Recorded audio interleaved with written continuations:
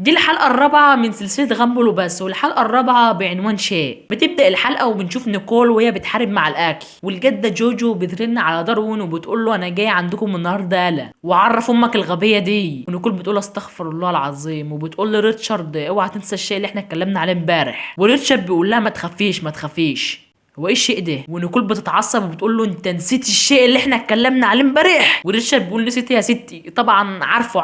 وبيجمع عياله علشان يعرفوا ايه الحاجه دي. وانايس بتشوف كتاب جواه حته هوت دوج ماكول منها حته، وريتشارد بيقول دي بتاعتي وكنت سايبها علشان لما جوع اكلها. وبياخدها منها ولسه هياكلها بيشوف نفسه واقف مع نيكول في الماضي، وبيقول لهم شايفين اللي انا شايفه؟ وجنبه بيقول شايفين واحد قدامنا بياكل. وريتشارد بيقول مش عليا يعني اللي حصل في الماضي انا شايفه دلوقتي. وجنبه البول شكل كده ابويا اتهبل. ونايس بتقول لا هو عنده حق، وانا قرأت قبل كده حاجه زي دي، وان في ناس بتقدر تشوف الماضي من حاجه بتحبها، وطبعا ابوك بيحب الاكل فشايف الماضي. ونايس بتقول لريتشارد كمل كده اكل، وبيكمل اكله وبيشوف الماضي بيحصل قدامه، وبيعرف ان الحاجه دي في الوقت ده كان خلاط، وبياخد الخلاط وبيروح لنيكول وبيديهولها. ونيكول بتقول الحمد لله انك لقيته، بس اوعى تنسى بقى الحاجه اللي احنا قلنا عليها. وبيقول لها طبعا يعني ثواني جاي اهو. وبيقول لهم مش الخلاط، وبيبداوا ياكلوه حاجات كلها قبل كده علشان يفتكر ايه هو الشيء ده، بس في كل مره ما بيطلعش هو، لحد ما بيروح السوق وبيجمع كل الاكل وبياكلهم في بق واحد، وبيخش جوه عقله وبيشوف كل الذكريات بتاعه الماضي، وبيعرف في الاخر ان الحاجه ديت هي امه. وبيروح علشان يجيب امه من المحطه، ولسه جراج المحطه هيقفل، ريتشارد بيمسك امه وبيحاول يطلع، بس امه بتخبط في الجراج وبيبقى هو بره وامه وعياله جوه. وبيقعد يعاتب نفسه وبيروح لنيكول البيت وبيقول لها معلش يا حبيبتي. ونيكول بتقطعه وبتقول له امك والعيال فين؟ وريتشارد بيقول لها في المحطه والباب قفل عليهم. ونيكول بتلف وبتقول له افتكرت الشيء ده اخيرا، وبتديله